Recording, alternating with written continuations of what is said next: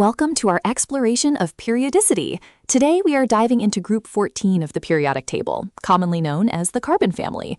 We will be looking at carbon, silicon, germanium, tin, and lead, analyzing their physical and chemical properties.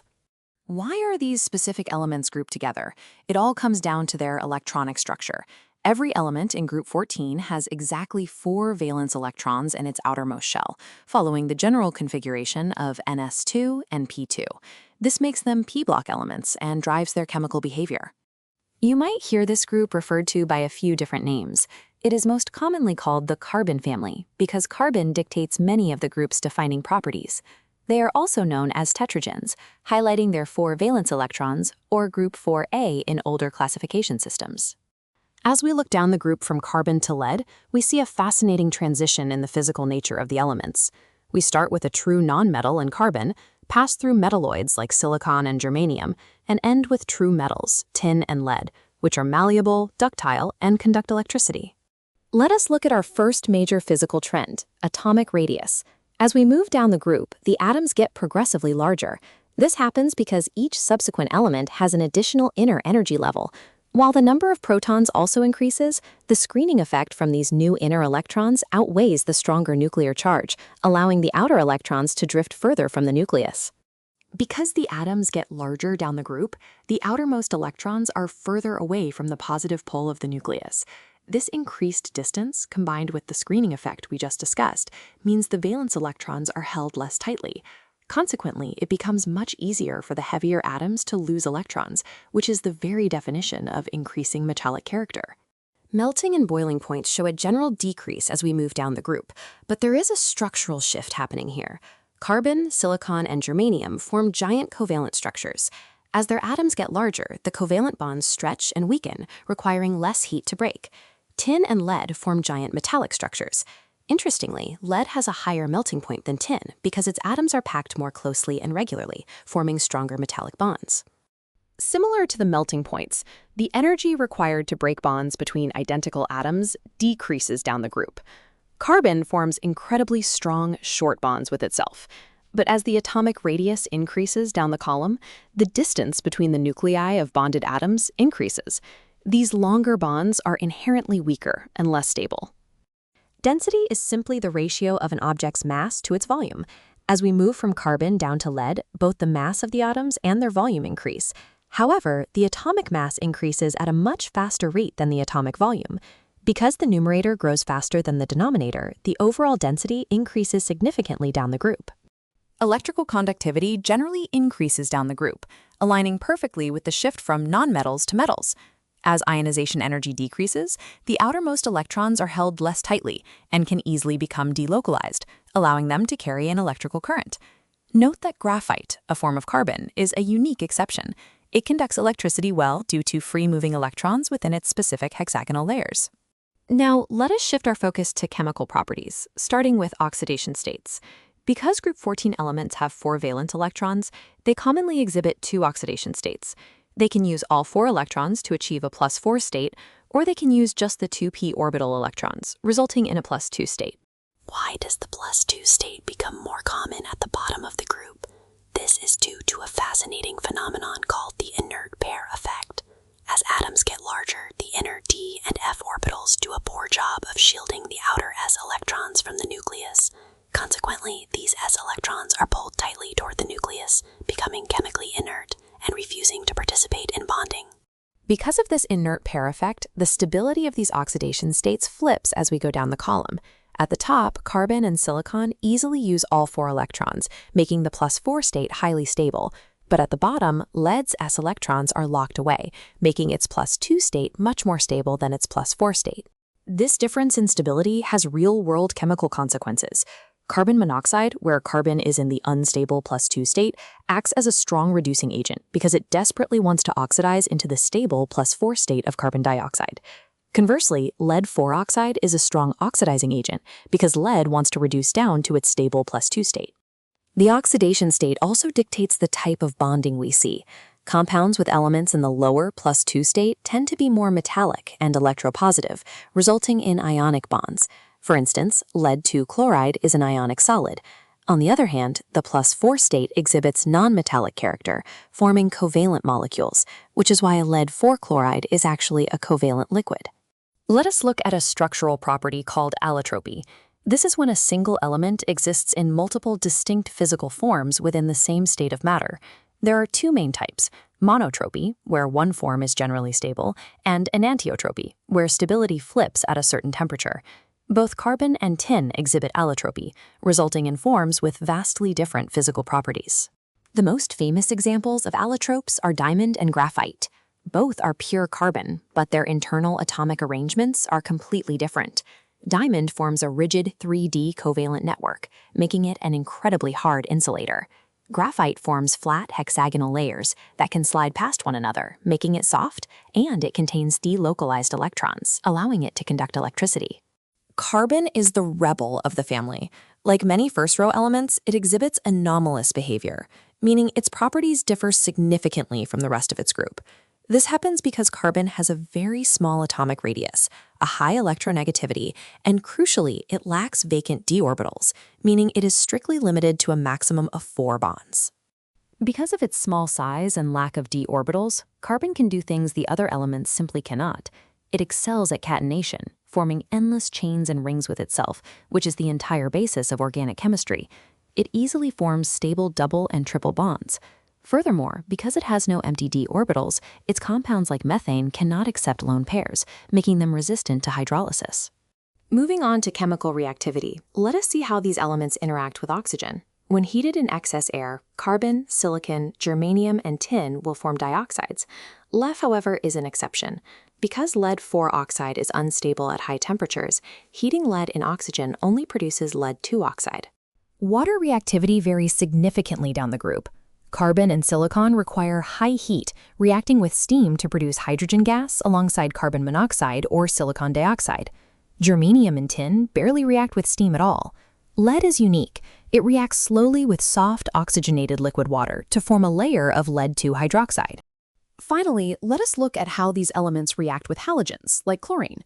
Carbon does not react directly, but silicon, germanium, and tin will form liquid tetrachlorides when heated with dry chlorine gas. Lead, however, once again shows its preference for the +2 oxidation state, forming solid lead-2 chloride instead.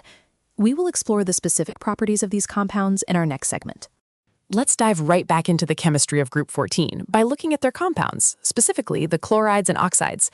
As we move down the group from carbon to lead, we see a fascinating transition from nonmetals to metals. This shift drastically changes how these elements bond. At the top, we see covalent molecular compounds, but as we go down, we start seeing partially ionic, polymeric, or giant ionic lattices. A major driver of this is the inert pair effect, which makes the +2 oxidation state increasingly stable in the heavier elements, shaping their reactivity and structure. All group 14 elements form tetrachlorides. These are purely covalent simple molecular compounds with a tetrahedral geometry, meaning the central atom uses all 4 valence electrons. Most are colorless, volatile liquids at room temperature, except lead-4 chloride, which is pale yellow. We can prepare them through direct synthesis, like heating silicon with dry chlorine. Carbon tetrachloride is uniquely made by reacting carbon disulfide with chlorine, while lead-4 chloride requires reacting cold, concentrated hydrochloric acid with lead-4 oxide to prevent it from decomposing. When we look at the physical properties, the boiling points of these tetrachlorides increase as we move down the group. Why? Because the atomic mass increases, leading to stronger intermolecular van der Waals forces. However, their thermal stability does the exact opposite. It decreases down the group. As the central atom gets larger, the covalent bond with chlorine gets longer and weaker. Combine this with the inert pair effect, which strongly favors the +2 state in heavier elements, and we see compounds like lead-4 chloride easily decomposing into lead-2 chloride and chlorine gas when heated. A key chemical property of these tetrachlorides is their reaction with water.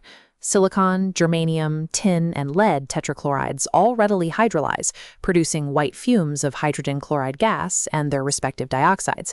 But carbon tetrachloride is the odd one out. It does not react with water at all. It just forms a separate immiscible layer. This happens because carbon lacks vacant d orbitals. The other elements have accessible d orbitals, allowing the oxygen atom in water to donate a lone pair and form an intermediate coordinate bond, which facilitates the hydrolysis process. You might wonder why we only talk about lead-4 chloride and not the bromide or iodide. It turns out lead-4 bromide and iodide don't even exist. Lead in the +4 state is highly unstable and acts as a strong oxidizing agent. Bromide and iodide ions are large and act as reducing agents. So the lead-4 immediately oxidizes them to bromine or iodine gas, reducing itself to the stable lead-2 state. However, lead-4 chloride can be stabilized by reacting it with cold concentrated hydrochloric acid to form the bright yellow soluble hexachloroplumbate-4 complex ion. Moving to the dichlorides, formed mainly by germanium, tin, and lead. Here we see a stark transition. Germanium and tin dichlorides are predominantly covalent, with simple molecular or polymeric structures, and are V-shaped in the vapor phase due to a lone pair. But lead-2 chloride is predominantly ionic, with a giant ionic lattice. Because of this shift towards stronger ionic bonding, driven by a larger cationic radius and lower polarizing power down the group, the melting points of dichlorides increase significantly from germanium to lead. We can prepare these by reacting the heated metals with dry hydrogen chloride or by precipitation for lead-2 chloride. The thermal stability of the dichlorides increases as we go down the group, again thanks to the inert pair effect stabilizing the +2 state. Germanium-2 chloride is actually quite unstable and disproportionates into germanium metal and germanium tetrachloride. When it comes to water, reactivity decreases down the group as ionic character increases. Germanium dichloride hydrolyzes completely. Tin-2 chloride only partially hydrolyzes to form a basic chloride, and lead-2 chloride doesn't hydrolyze at all. Instead, lead-2 chloride is sparingly soluble in cold water but dissolves in hot water because breaking its ionic lattice is an endothermic process. Now let's examine the oxides, starting with the dioxides. These can be prepared by direct combination with oxygen or by hydrolyzing their tetrachlorides. As we descend the group, the elements change from nonmetals to metals. This causes the nature of their dioxides to shift dramatically. Carbon dioxide and silicon dioxide are strictly acidic, but as we reach germanium, tin, and lead, their dioxides become amphoteric, meaning they can react with both acids and bases. Generally, the dioxides are more covalent and more acidic than their corresponding monoxides because of the higher +4 oxidation state. The structures of these dioxides explain their physical states. Carbon dioxide is a simple linear molecule held by weak van der Waals forces, making it a gas. Carbon can form stable double bonds with oxygen because of its small atomic radius. Silicon and germanium, however, are too large for stable double bonds, so they form infinite three-dimensional giant covalent networks with single bonds, resulting in very high melting points. Tin and lead dioxides transition into giant ionic structures. The melting points peak at silicon dioxide and then generally decrease down to lead as the increasing atomic radius weakens both the covalent and ionic bonds. Thermally, the dioxides become less stable down the group. Lead-4 dioxide, for instance, decomposes above 290 degrees Celsius into the more stable lead-2 oxide and oxygen gas. Chemically, carbon dioxide dissolves in water to form carbonic acid and reacts with cold alkalis to form carbonates. The amphoteric dioxides of germanium, tin, and lead require hot, concentrated alkalis to form germanate, stannate, or plumbate salts. Interestingly, while most of these dioxides resist dilute acids, silicon dioxide has a unique reaction with hydrofluoric acid. Fluorine forms exceptionally strong bonds with silicon, breaking the stable silicon network to form soluble hexafluorosilicic acid. Lead has some unique oxygen chemistry.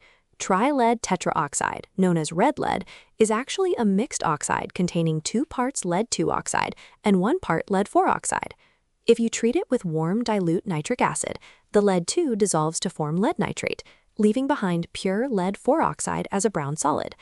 This lead-4 oxide is a powerful oxidizing agent. If you warm it with concentrated hydrochloric acid, it oxidizes the chloride ions into greenish-yellow chlorine gas, reducing itself to a white solid of lead-2 oxide. It even reacts vigorously with sulfur dioxide gas, oxidizing it directly to form solid lead-2 sulfate. Let's shift to the monoxides. These are typically prepared by reducing the dioxides, like reacting carbon dioxide with carbon to make carbon monoxide, or by thermally decomposing compounds like lead-2 hydroxide. Structurally, carbon monoxide is a discrete molecule featuring a very strong triple bond, including 1 coordinate bond from oxygen to carbon. Silicon monoxide is molecular in the gas phase, but forms a giant covalent network as a solid. As we move to germanium, tin, and lead monoxides, they adopt giant ionic structures, though they still retain some covalent character. The physical properties of the monoxides mirror their structures. Carbon monoxide has a very low melting point due to weak intermolecular forces. Silicon monoxide has a massive melting point because of its giant covalent lattice. For the heavier ionic monoxides, the melting point gradually decreases down the group as the larger ionic radii lead to less efficient packing and weaker ionic bonds. In terms of acid-base behavior, carbon and silicon monoxides are largely neutral. However, germanium, tin, and lead monoxides are amphoteric, and their basic character increases down the group as the elements become more metallic. Because the heavier monoxides are amphoteric, they react with both warm dilute mineral acids to form metal salts and with hot concentrated alkalis to form complex ions like stannate or plumbate. Stability-wise, silicon and germanium monoxides are quite unstable and tend to disproportionate. A major trend here is reducing power, which decreases down the group. Carbon monoxide is a fantastic reducing agent, widely used to reduce metal ores like hematite into iron, because it desperately wants to oxidize into the more stable carbon dioxide. Carbon monoxide can also use its lone pair to form coordinate bonds with transition metals, creating volatile compounds like nickel tetracarbonyl. To summarize the driving force behind all these oxide reactions, we must look at the stability of the oxidation states. Down group 14, the tendency for the outermost s orbital electrons to remain unshared, the inert pair effect, increases dramatically. For carbon, the +4 state is king. Carbon monoxide is less stable and burns exothermically to form carbon dioxide. But for lead, the +2 state is preferred. Lead-2 oxide is highly stable, whereas lead-4 oxide is unstable, acts as a fierce oxidizing agent, and easily reduces down to the +2 state upon slight warning. In the laboratory, identifying lead-2 ions involves several characteristic aqueous reactions. Adding sodium hydroxide produces a white precipitate of lead-2 hydroxide, which dissolves in excess alkali to form a colorless complex ion. Ammonia also forms the white precipitate, but it won't dissolve in excess because ammonia is too weak a base. Adding chloride ions yields a white precipitate of lead-2 chloride, which uniquely dissolves if you heat the water or add excess concentrated hydrochloric acid. Potassium iodide and potassium chromate both yield striking yellow precipitates, which are classic confirmatory tests for lead. Heating solid lead salts also provides distinct qualitative clues. When you heat lead-2 carbonate or lead nitrate, they decompose to leave a residue of lead-2 oxide. This residue is a great visual indicator because it is red-brown when hot, but turns yellow as it cools. Heating the nitrate specifically produces a crackling sound and evolves dense, brown, pungent fumes of nitrogen dioxide gas, along with oxygen. Lead-2 acetate decomposes to form the same yellow oxide, alongside carbon dioxide and propanone vapor. Let's connect this chemistry to real-world applications, particularly in developing industrial contexts like Uganda. Carbon is foundational for energy production, from petroleum to biomass and charcoal. Activated carbon is crucial for water purification, and graphite is used in batteries and lubricants. Silicon is the backbone of the construction industry, used as sand in cement and glass. It's also the essential semiconductor material for solar panels, which are vital for rural electrification, even though the advanced manufacturing of these chips often happens abroad. The heavier elements also have specialized roles. Germanium is used in fiber optics and infrared night vision equipment. Tin is famous for its alloys, like bronze, for soldering electrical components, and for tin plating steel to prevent corrosion in food cans. Lead is heavily utilized in lead-acid batteries for vehicles and solar energy storage, as well as for radiation shielding against X-rays.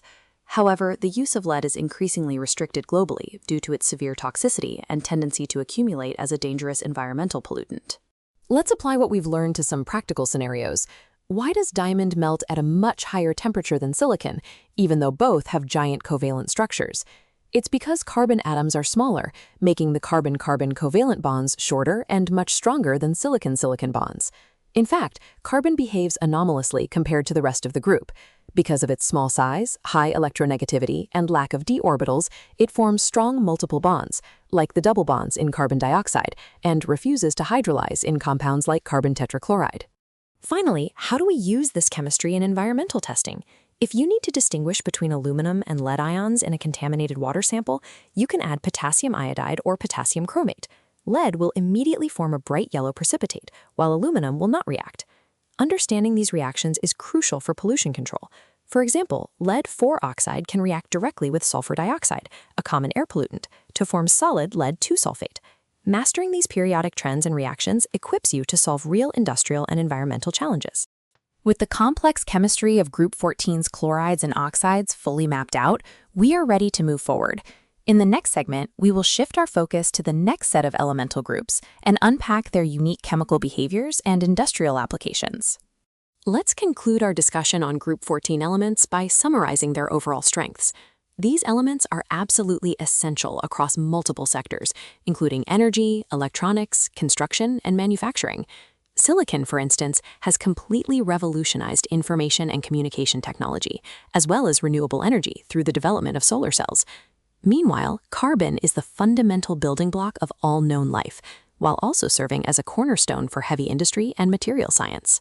However, the utilization of Group 14 elements also presents significant challenges and weaknesses. Environmentally, carbon emissions are a primary driver of climate change, and lead pollution remains a persistent ecological threat. There are also severe health hazards associated with these elements, such as carbon monoxide poisoning and lead toxicity, which can cause severe neurological damage. Additionally, elements like germanium and tin face cost and availability issues, making them expensive or difficult to source for large-scale industrial applications. Moving on, we encounter a fascinating periodic trend known as a diagonal relationship. Specifically, we will look at the relationship between boron in Group 13 and silicon in Group 14. Despite being in different groups, these two elements closely resemble each other in a variety of chemical and physical properties due to their similar charge densities and atomic radii. The first major similarity is their non-metallic nature. Both boron and silicon are typical nonmetals, characterized by very high melting and boiling points, owing to their giant covalent lattice structures. Furthermore, neither element tends to lose electrons to form cations. Instead, they achieve stability by sharing electrons, meaning they form exclusively covalent compounds when reacting with other nonmetals. Another shared characteristic is their physical state and structural diversity. Both boron and silicon can exist in amorphous or non-crystalline forms, as well as highly ordered crystalline states. This means both elements exhibit allotropy, which is the ability of an element to exist in two or more different physical forms in the same physical state, depending on how their atoms are bonded together. When we look at their halogen compounds, specifically their chlorides, the similarities continue.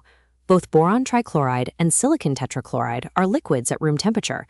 When exposed to moist air, they produce light white fumes because they are readily hydrolyzed by water to form hydrogen chloride gas. As you can see in the equations, boron trichloride reacts with water to form boric acid and HCl, while silicon tetrachloride reacts to form silicic acid and HCl. As we just saw in the hydrolysis reactions, both boron and silicon form acids. Importantly, both of these are weak acids. Boron forms boric acid, represented as H3BO3, which is often used as a mild antiseptic. Silicon forms silicic acid, represented generally as H2SiO3. Neither of these acids dissociates completely in water, which is a classic trait of nonmetals with moderate electronegativity. Both elements also form binary compounds when heated with several metals, yielding borides and silicides. For example, reacting magnesium with boron gives magnesium boride, and reacting magnesium with silicon gives magnesium silicide. A defining chemical property of these binary compounds is their reaction with acids. When treated with phosphoric acid, magnesium boride yields a mixture of boron hydrides called boranes, while magnesium silicide yields silicon hydrides called silanes. Next, let's consider their oxides. Both boron trioxide and silicon dioxide are acidic in nature. They can both be reduced to their respective elemental forms by using a limited amount of a strong reducing agent like magnesium. The equations show boron trioxide and silicon dioxide reacting with magnesium to yield solid boron and solid silicon, alongside magnesium oxide. It is worth noting that if an excess of magnesium is used, the reaction will proceed further to form the borides and silicides we discussed previously. Because both the elements themselves and their oxides are acidic, they readily dissolve in strong alkalis, like sodium hydroxide. When elemental boron or silicon reacts with aqueous sodium hydroxide, they form sodium borate and sodium silicate, respectively, while liberating hydrogen gas. Similarly, their oxides, boron trioxide and silicon dioxide, dissolve in sodium hydroxide to form the exact same borate and silicate salts, but produce water instead of hydrogen gas. Finally, let's look at their hydrides. Both boron and silicon form several volatile hydrides, known as boranes and silanes. These compounds are highly reactive. They are spontaneously flammable upon exposure to air and are readily hydrolyzed by water. To synthesize the lower hydrides, such as diborane or silane, chemists typically reduce their respective chlorides using a powerful reducing agent, like lithium aluminum hydride, as demonstrated in these final chemical equations. To wrap up our lecture series, remember that while Group 14 elements, like carbon and silicon, are the backbone of modern industry and biology, they require careful management due to environmental and health impacts. Furthermore, we observed the striking diagonal relationship between boron and silicon. Despite belonging to different groups, their shared nonmetallic nature leads to nearly identical behaviors in forming covalent bonds, weak acids, volatile hydrides, and reacting similarly with alkalis and metals. Thank you for joining this comprehensive study of these fascinating elements.